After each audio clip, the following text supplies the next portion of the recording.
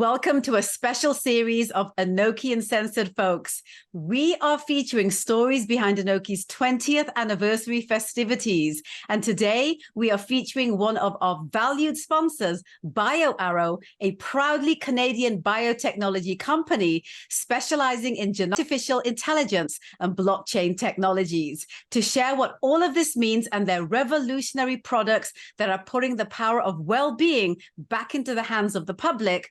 Please welcome esteemed cardiologist and the founder of BioAro, Dr. Anmol Kapoor.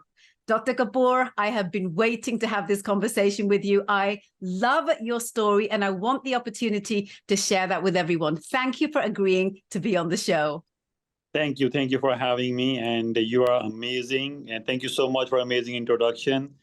And really appreciate for your invite. Thank you. Absolutely, Dr. Kapoor. I want to start by giving people a little bit of context around the man behind all of the wonderful things that you do. Can we share a little bit about your journey before you became a cardiologist, where you came from? Let's set some context for people, because a lot of people, when they look at people like yourself who have these very esteemed profiles, they don't realize that there's a very humble story that's associated with that. I'd love for you to share that with everybody. Thank you. Well, I'm originally from Nabha. It's a small town near Patiala. It's a very historical town. And in especially Sikh literature, Sikh history, and during freedom fight, Nabha played a central role. Maharaja Rupadama Singh was the last Sikh king, who revolted against British Empire at that time. And Bhai Khan Singh Nabha, who wrote Sikh Encyclopedia. That's the only encyclopedia we follow. So he also belonged to the same town, and I'm from the same town. It's near Patiala. Wow. So we were the enemies of Patiala king, and we were the biggest riyasat, they call it, the biggest state at that time. And they were able to chop it into small pieces since we revolted against British Empire. So I belong to the Nabha city, and born there, brought up there after grade 12. Went to Russia to do my medical school in Russian language.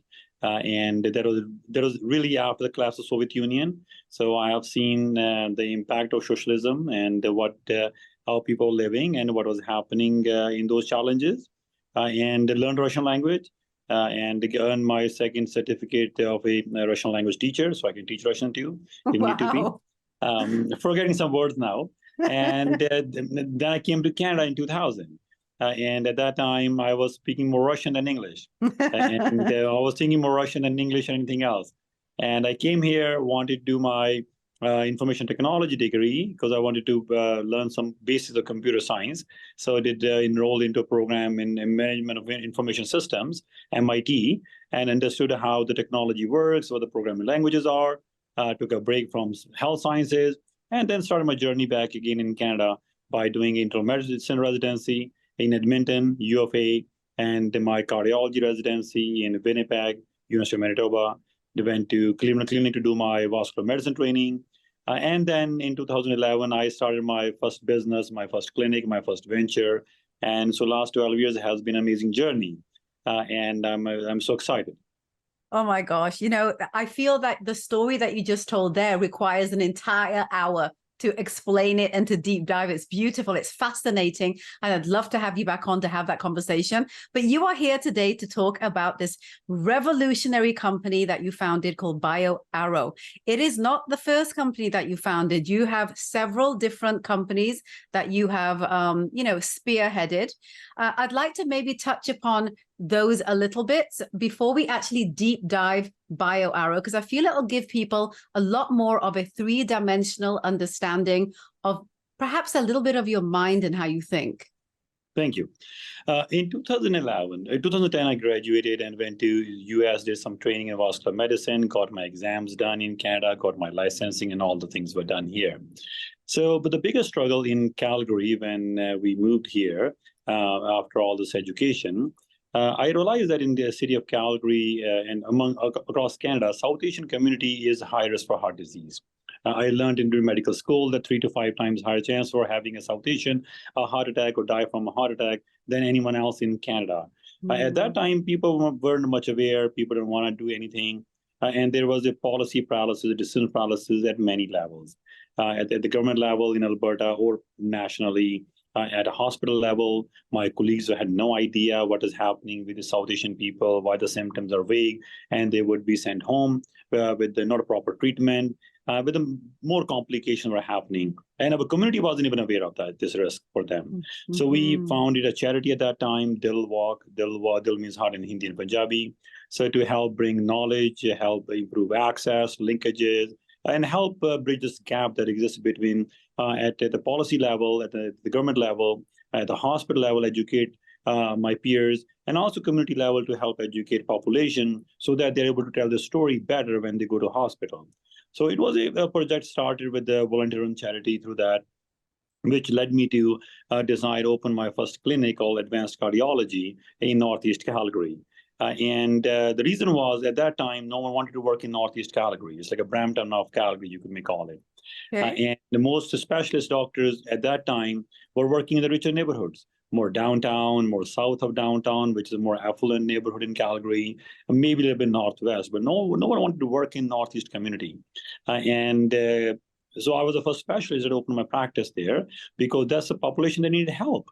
And work would come anywhere. But just imagine someone who has a very difficult 2-3 jobs they're doing, they're low socioeconomic status, they have a huge burden of disease in their family, in themselves, and now they have to take time off and drive all the way far away, half an hour away to find me, and they might not want to come for an appointment. And that could decide their bad outcome. They may die earlier just because not able to meet me, because not able to access services close to their home.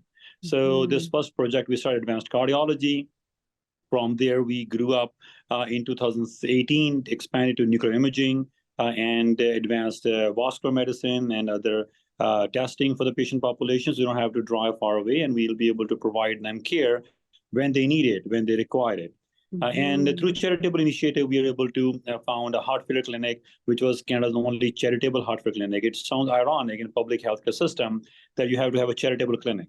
Charitable clinics are common in India, Pakistan, bunch of other countries where the government doesn't do anything. But the same situation we have with a patient with heart failure. I learned that heart failure patient population have worse outcomes than a breast cancer patient. They would die in 3 to 5 years, most of them if they don't get the right medications. And they have what in Alberta alone, we have over 50,000 people getting admitted to a hospital in a year. And over 60,000 were living with heart failure. Nationally in Canada, over 1 million people living with heart failure. And there's no community resource or a clinic dedicated to that patient population. And people will getting admitted to hospital again and again. They would die earlier and family has no way to access it. So we founded this charitable initiative clinic. We hired some nurses. We trained them under the Dilwalk umbrella and empowered them so they could look after these community members. And we served about 40% South Asian population, 40% Caucasian, 20% some other mixed ethnicities who were looking after in that area. Over time, we served thousands of patients free of cost, no cost to them ever charged, and the care was provided, which helped improve outcome. We presented in Germany, we presented in USA, and it was well received.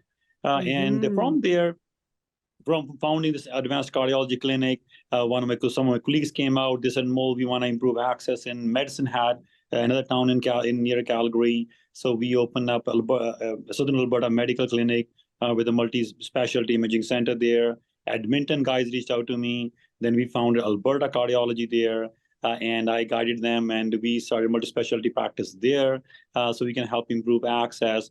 During those times, one struggle that bothered me was a patient, Mr. Pandey. He passed away. I can share his name now.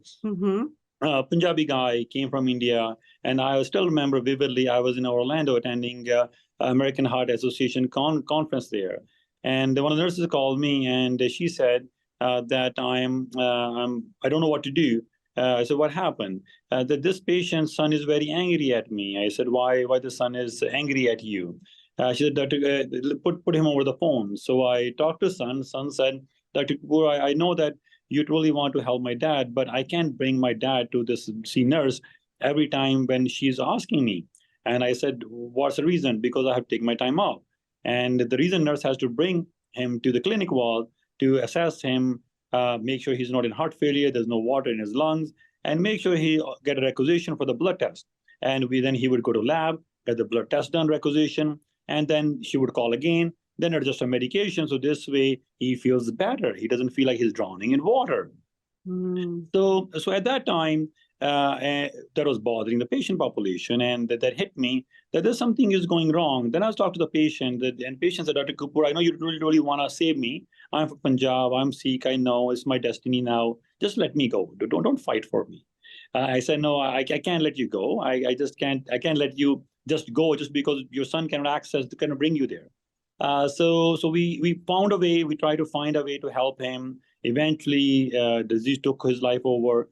But that hit me, that why I'm practicing medicine like this, like why medicine has to be this way, where a patient has to come in, we have to assess them, we have to give them a requisition for the blood test, they have to drag themselves. Just imagine, they can't breathe, they're in pain, and we are making them drag to the lab, wait there, get the blood test done, then come back, get the report, and then adjust medication. What kind of medicine is this in the most advanced country on earth? So that led me to found a company, AI, and we then hired engineers, hired molecular biologists, other researchers, and I tasked them to give them a task to find me a way how I can do a blood test at home from a finger prick. Why these people have to be dragged all the way we diagnose the blood sugar at home, why can't we diagnose a heart attack at home? Why can't we diagnose a kidney failure at home or blood clot at home? So why we have these gaps that exist in healthcare? So we found a ways, we developed those tests along the way, and we are looking to announce them soon, and that innovations are coming, and we are close to FDA and health approval early next year sometime. Wow. And the world will be different. The world will be different next year. It won't be the same. People will be able to diagnose they're having a chest pain, difficulty breathing, just doing a finger prick. They will be able to diagnose if they're having any heart problem before they go to emergency room. It'll be disrupt how healthcare is practiced in Western world, globally, in fact, and people will be empowered. During those times, that led me to realize that the capability, the technologies we are building, that we can use then the COVID pandemic hit. Yeah. Which led me to find a way where we could help patient population with the COVID testing, because the biggest struggle Canadians were facing at that time was getting the test done from a PCR perspective. And if PCR report is not coming back, they're stuck in their home or in their hotel jail, I will call it. And that jail was, they have to be there until they can be cleared up. And the reports were taking 3 to 5 days to show up. So my team of scientists, we end up developing world's fastest rapid PCR test. We hybridized LAMP-based technology in a PCR, and we deployed it across Canada, starting from Calgary, Toronto, De Beers, the world's biggest diamond mine, was one of our clients, where where each day shut down because of COVID was costing them $30 million of each day shutdown. So we were able to create a separate PCR lab for them on the mine, so they could screen their miners before even they go down to pick up those diamonds. Unbelievable. And keep the business going. So there was a time where there was a hotel jail, people had it, right? So if you're landing in Canada, you have to go to a hotel, if you remember those traumatic times, and stuck in airport, hotel for 3 days, 4 days, 5 days, and can't leave anything until the test is negative. So there was a time where the people who own these private jets, and they wanted to get out of this jail, they don't want to travel anywhere else. So the planes from across Canada would land in Calgary. And they would come in, our team member will go inside the plane, they take the sample, do a rapid PCR test in 1 hour, give them the negative report, they would go home. So we were helping people facilitate and break this barrier because they were struggling, and we wanted to help them out along the way. And this is how the BioAro came to exist, and this was led to the birth of BioAro. Oh my gosh. You know, one common denominator that I'm hearing through all of these companies that you've created is you're always personally on a mission to make healthcare more accessible. And I feel that is the big thing here that's happening. And I feel that is the story that I really want people to hear about you as, you know, the cardiologist that you are. Like healthcare truly is a mission for you. And look at all these companies that you've, you know, founded, and they've all been to help solve a specific problem. Let's talk a little bit about BioAro. What is the mission of the company? So the mission of the company is to help provide people and democratize access to genomic testing. And right now, genomic test is only accessible to very select few elites on Earth. And only people, it's expensive test, it is difficult to do it, it's difficult to understand it. And many countries are struggling with that, including Canada. Many patients from Canada would have to ship their samples overseas because we don't have a capacity to process those samples. And because of that, many patients are getting harmed, many lives are getting destroyed, many homes are getting destroyed. Why? Because we're not able to provide them precision health-based medical recommendations. We were having an era of evidence-based medicine. And we loved it because I was grown up on evidence-based medicine era, where you have a clinical trials done, you find a conclusion, you recommend a medication, one glove-fit-all approach, and you say, look, if someone gets a side effect, it's a separate casualty. If someone gets a vaccine, get a myocarditis, it's a separate casualty from that. And people who go look at how many people we saved, if people die from the complication, that's okay, because statistically it's fine, but why it's fine, it bothered me. Like that person, even if it's 1 in million or 1 in 10,000 or 1 in billion, still is a person. It's still maybe someone's father, mother, sister, brother, it's still a person. That person had some aspirations. Just because we accepted a side effect as accepted casualty, statistically significant or not significant, it's still a casualty for humanity. And when we have an access to genomics, like when we have an ability to download the whole DNA and we can analyze 22,000 genes, someone is born with it, we know what those genes are, what they're going to do, what crime they're going to commit in your body, and how they will react to certain medications. When you have the technology, when we have these accesses available, why are we not deploying it? Why are we not making it better and easier for people to be able to get their tests done when they need it, and be able to make their decision based on that? Like, how long are we going to practice this one glove-fit-all approach? Like, let's give a randomized trial. Let's see how many get harmed, how many get benefit. Let's do some calculation in a mathematically and draw a conclusion, this is the right medication. But we have to go beyond that. Many medications never get to clinical trials because they're not funded by pharma. What is evidence-based medicine is? The whole era is funded by pharma because they were funding all the clinical trials and is skewed heavily or biased heavily towards certain medications. But there are certain medications that never got randomized clinical trials. They never got tested because no pharma wanted to do a test on it. There could have been some nutraceuticals, there could have been some natural products out there, but no one knows an evidence about it because no one did a testing on it. So we have to move beyond that, and we have to enter into precision health era where we know every person is unique. You are unique, I'm unique, we're born with specific DNA.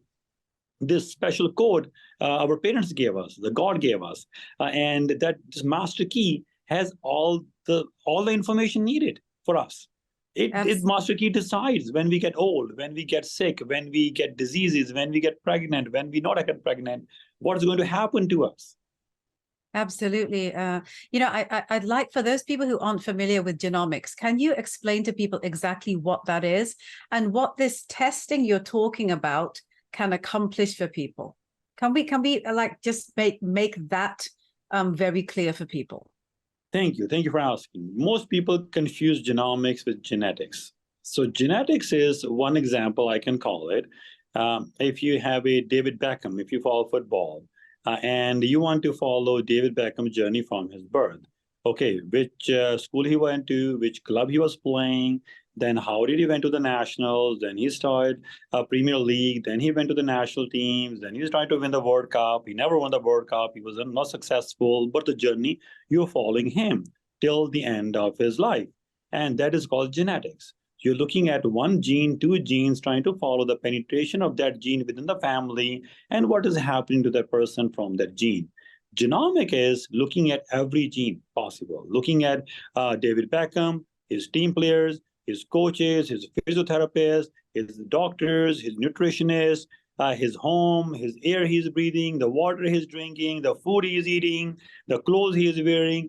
Everything has to work together to make sure David Beckham doesn't get injured and he's successful. If he's not successful, making sure the whole team is successful. And maybe there are some weaker players, some strength, some good players who work together as a team and make sure we all work to make the team is successful. That's genomics. So genomics is looking at a whole DNA, looking at all the genes that you're born with it. Some are good, some are bad, but some are compensating each other's weaknesses or strengths. They are helping us out.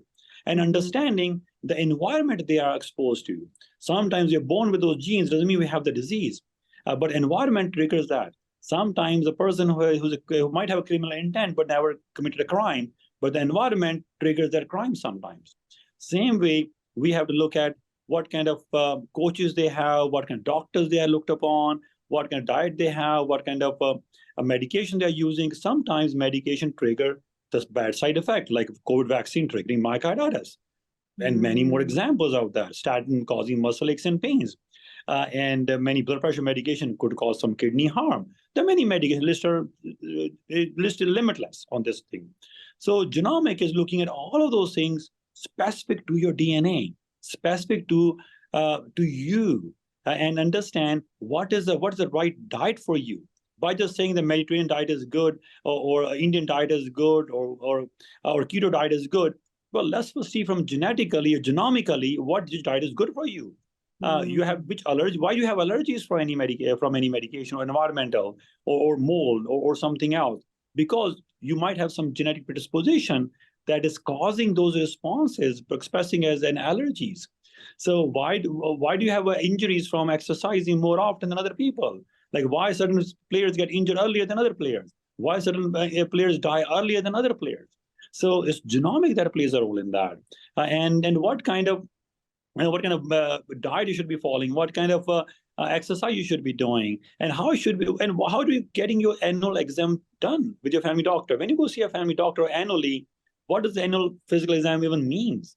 It is one of the sham tests we do in medicine.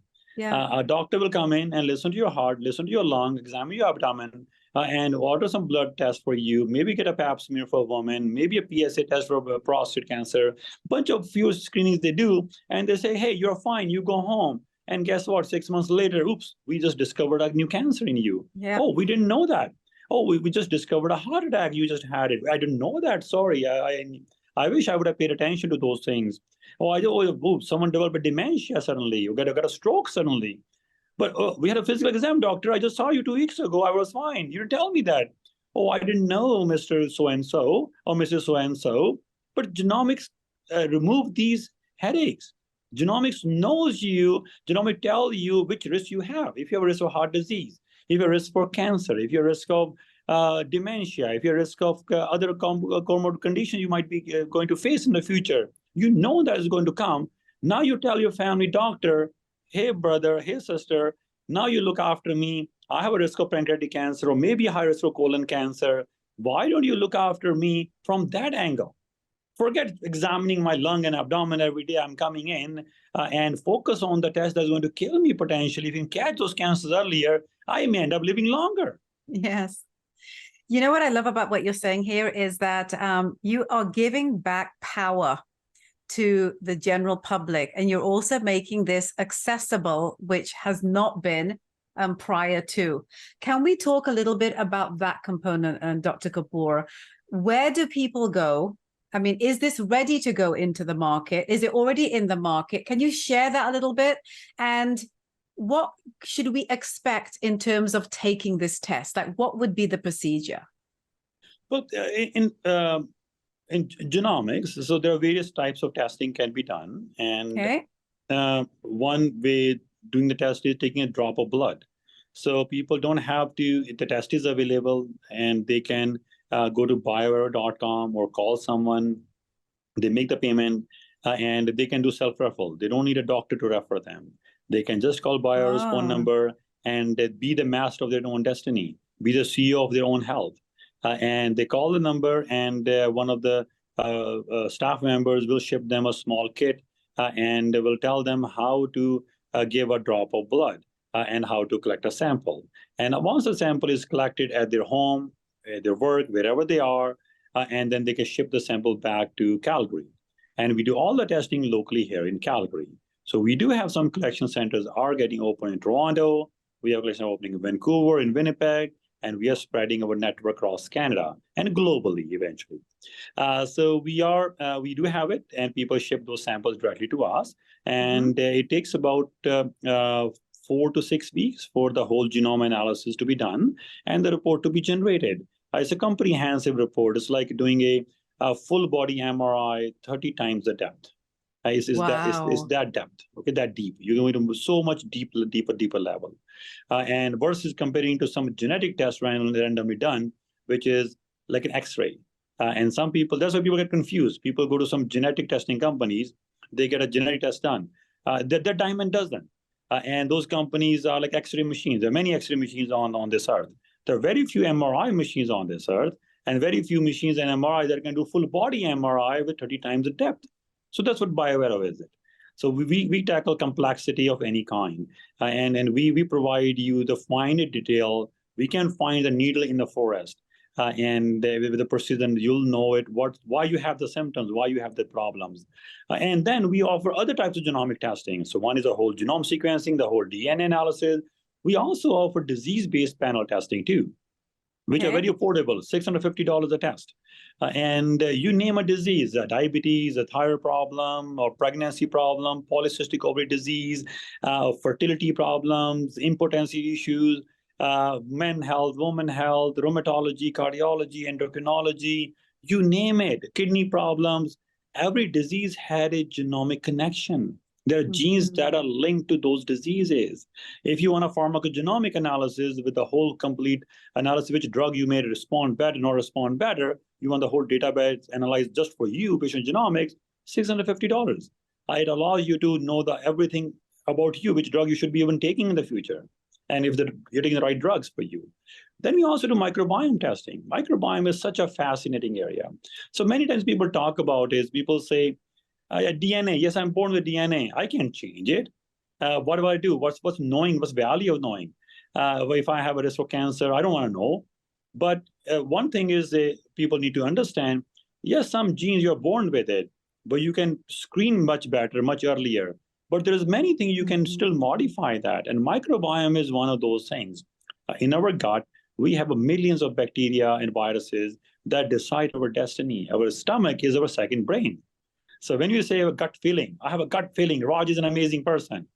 So gut feeling is your microbiome feeling. So microbiome is telling you that Raj is an amazing person. And the microbiome decides which disease we may get, the type of food we put in our mouth, whatever type of food we eat, the type of medication we take, it's a microbiome eats that. It's a microbiome job to process it for you. If you're going to feed them the bad things, they're going to cause the bad things for you, such as colon cancer, IBD, Crohn's disease, colitis, heart disease, thyroid problems, hormonal problems, you name it. Everything is linked to that. Mental health, depression. You've been doing a big focus on mental health. Our stomach has more brain endings, there's more nerve endings than our brain. We make 80% of our serotonin in our stomach, and only 20% we make in our brain. And people who have depression, they have a lower serotonin levels. We all know that. It's your stomach who decides when we feel sad. It's your stomach who decides when we feel happy. So mental health has a direct connection to your gut microbiome. Absolutely. Can you explain that a little bit to us, Dr. Kapoor? Because a lot of people don't really understand that your state of mental health or lack thereof, depending on the circumstance, is directly associated with kind of the chemical of who you are. Can we broach that a little bit for people to understand that better? Yes, definitely. So in mental health, we have to look at from it genomically. Sometimes some families have that genetic predisposition to develop ADHD, schizophrenia, depression, bipolar disorder, addictions. So they have predisposition. They just need a trigger. The trigger could be an environmental trigger, could be a situation happen, or the diet they might not be practicing the right way. That triggers a gene to start expressing it and leads them to depression, suicidal thoughts, schizophrenic thoughts, etc., etc. But same time, there is a component from a microbiome perspective. So if we have seen that people who are depressed, people who are sad, they have a different microbiome in the stomach, which is not healthier. They have different bacteria that are growing in their stomach. And we have seen in many studies now that if they change their microbiome, they change their eating habits, and they follow the recommendations in those patient populations, their mental health improves significantly. Not everyone becomes addicted to alcohol. Many people drink alcohol, but addiction is very limited to certain populations, certain people only. So there is a genetic predisposition, and by using genomics, we can assess a family, we can assess a person who has addiction, how they can be de-addicted from that. We can make a tailor-made programs for those patient population using genomics, and we can also advise and warn their friends and family members to understand how they should avoid those things too. Look at cannabis. When cannabis got legalized in Canada, we had no idea there's a cannabis-induced psychosis that exists. So people don't know that. They just feel cannabis is safe and can go ahead. My friend had it, I'm going to try it too. But there are people now we're dealing with it who had a genetic predisposition. They just use a cannabis once, it triggers psychosis. Now they're psychotic, they have those issues going on right now. And it's just knowing is power. So if you truly want to use cannabis, get a genomic test done. So make sure you're safe for that to even use it. So same way, if you have a predisposition for any mental health problem or addiction, get a genomic test done before you want to use those things. And it's very also important to mention it here, the treatment strategies. It's easy as a doctors to say, hey, take this medication. And what this medication does, it put you to sleep, sedate you. And it just makes you forget certain ideas or thoughts you're getting in your mind. It numbs you from brain point of view. But is it the right treatment for you? And the side effect you might be getting from there? By using genomics, pharmacogenomic analysis, you can find out which drug you are metabolizing properly, which drug could be toxic to you. Your doctor have no idea. You may be getting a side effect, doctor is telling you, oh, look, it's by chance happening. I don't believe it. Go talk to the pharmacist, and hit and trial. After a few months, they realize that, oops, it's a wrong drug. They gave it to you. So from pharmacogenomic analysis and mental health is very, very, very important, and very strong evidence we have now that which drugs, the right medication we should give the person the first time, the better it is for them. Wow. Oh my gosh. There's so much here to understand. Everyone that is watching, listening, and reading this, I really encourage you to go check out BioAro. They have this incredible website. I was just on it, and I have to tell you, it's one of those websites that, you know, each page leads you to want to open another page that leads you to want to open something else. It's one of those. It's almost like going into a portal because everything is so fascinating. And Dr. Kapoor, I want to ask you this because I almost feel like, how did people not figure this out before? You know, like, what has taken people so long? So I have to ask you this question. What has been the biggest challenge that you've had to overcome, and how have you overcome it in this journey that you've been on? The biggest challenge was technology challenge. So if you remember, if you may remember that about few years ago, 20, 30 years ago, it took us a while from a challenges perspective to understand what is the DNA and how to download that file. And if you download a file which is as big as 50 GB file of the whole DNA, how do you analyze a file? And what is a normal, what is not normal? And what should we be reference cohort we should be looking into it, comparing it to someone's individual's DNA. So that technological advance took a long time. The first DNA, when it was downloaded, it costed over $3 billion. In 2010, the whole DNA analysis used to cost $50 million USD. Oh my gosh. People actually did that? 13 years ago. And now people can get the whole DNA done with the BioAro in $2,000 Canadian. Oh my gosh. That is so accessible. And it's such an investment in your life, actually. Thank you. Thank you for saying that. Genomic is your investment. It's not your expense. Healthcare, your health is your investment. Absolutely. Thank you for saying that. Absolutely. I mean, it is. Why everybody, you know, is not going to want to do something like that makes no sense to me. you know, the more that you're highly educated, Dr. Kapoor, the more you understand what is actually going on and what you need to do with it. This is the power of education. And I feel that this is a big part of what genomics is providing and giving access to. I want to ask you this, because I feel like you're going to be embarking on such a big journey with this. And I know that, you know, as much as there's going to be challenges, there's also this big idea behind the success of this. What for you is that? Can you share that? Thank you for asking. I never thought of that, but the success for me is that everyone knows their DNA, everyone understands their DNA, and they understand what they're born with it. So every time people have an answer, they come to a doctor. Why me? Why I end up in disease? Why not my brother? Why not my sister? Why not my friend? Why I'm getting this cancer? Why I'm getting this heart failure? Why me? Your DNA provides you an answer, why you? And I want everyone to have this answer ability anywhere on this earth, anytime they want. So I want genomic is as easy, accessible as getting the blood test done for kidney function on this earth, as cheap as getting your hemoglobin checked out in the future. That's my aim. That's my vision, that every person will have the DNA in their hands, the data in their computers, their iPhones, in their other phones, mobile devices. And when they go to the doctors know about it, and doctors will decide, okay, which drug, which test is better for them. And they will cut down this never-ending chase in healthcare system from A, B, C, D to Z, all the testing people have to do. Just go straight to the cause, understand it, empower people, make people live longer, healthier. And one thing I want to remind to people is, like Apple. Apple is vegetarian. Sometimes people say, hey, eat vegetarian food is good for you, meat is bad for you. Yes, it could be bad in certain contexts. Apple does not eat meat.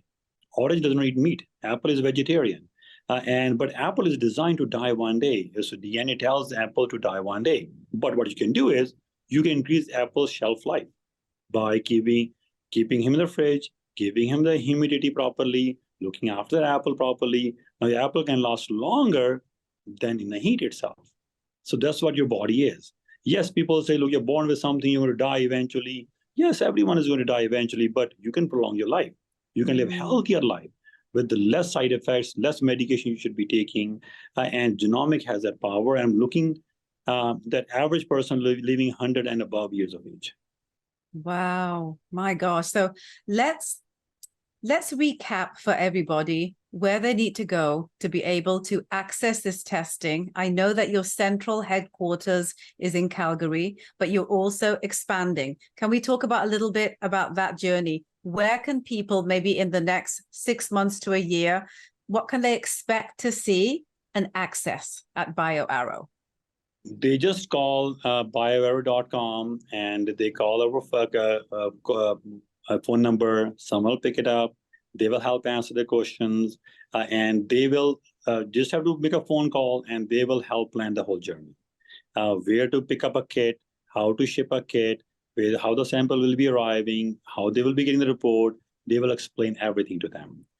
Over time, we'll be opening a clinical center in Toronto, and soon we'll be making an announcement in the future. And we are looking to launch a national gut health clinic, and that'll be for IBS patient population, bowel syndrome patient population. Every third woman has it, every fifth Canadian has it.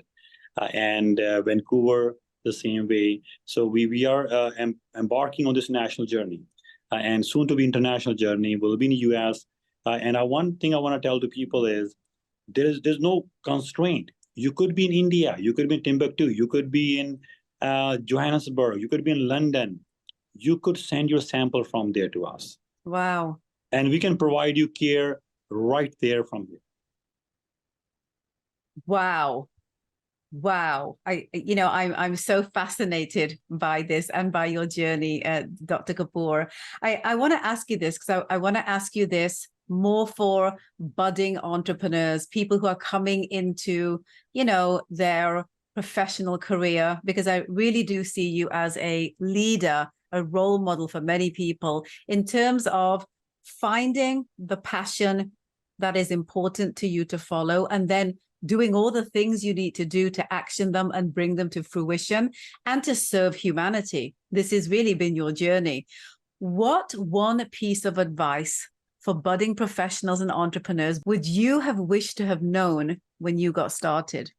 Let's share that with everyone. One thing I tell people is follow your passion, follow your heart. And irrespective of what challenges you may face in the future, if you follow your heart, your intention is you're trying to help someone, you're trying to solve someone's problem, and you're not going to harm them, it's a good business. You should go for it. Don't ever hesitate. If you enjoy it, if you love it, you will never feel tired. This will become your life, a way of the life you're living. Because if you have extra bread at home, you have extra roti at home, and you have extra resource at home, it's good to share with other people. The same way the knowledge you're able to have, the knowledge you gather from various entrepreneurs you spoke to them, the various experiments you go through it, the various education sessions you attended, the knowledge you gain, make sure you share with other people. And the more knowledge you share, the more wisdom you'll learn from other people back. Knowledge, such a thing, is a two-way street. As I'm talking to you today, some ideas are also coming to my mind again. So knowledge such a way, the more we share, the more it grows. Mm-hmm. Absolutely. Dr. Kapoor, you are such a fascinating personality. I know that, there's so much in your journey that people have yet to experience.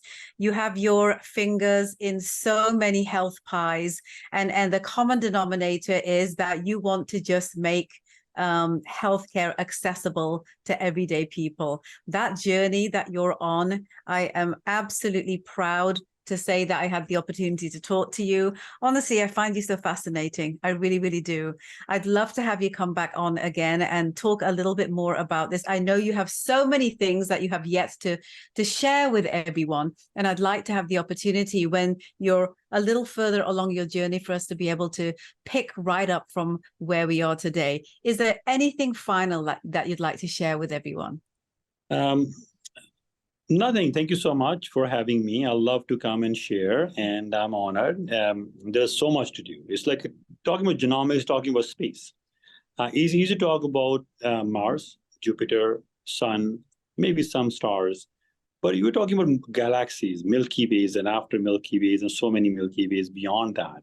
So same way, we have the DNA, and the DNA is inside us, and we say everyone has a God inside them. That's your DNA. So the DNA has the key and the answer you're looking for, perhaps maybe the wrong place. Find the right place, get your DNA sequence. Doesn't matter, not my company, some other company. Get the whole DNA sequence and deep dive into it and start the journey in genomics. Thank you so much, Dr. Kapoor. I've enjoyed every single second of this hour with you, and I really encourage everyone to go check out BioAro. That's where the journey of empowering your self-healthcare is going to begin. Thank you so much for being on the show. I really appreciate it. Thank you. Thank you. And these are the stories that make up the success of the South Asian community, guys. It's why Anoki gets to celebrate 20 years by telling stories like this. For more on how to get involved in our festivities, go check out Anoki20.com. We hope to see you come out and celebrate with us here in Toronto on June the 16th and 17th during the Anoki Emerald event series, where you'll see me, Dr. Kapoor, and many other incredible brands being featured, showcased, and honored. I'll see you next week, guys. I cannot wait to share another exciting episode of Anoki Uncensored with all of you. Take care of yourselves.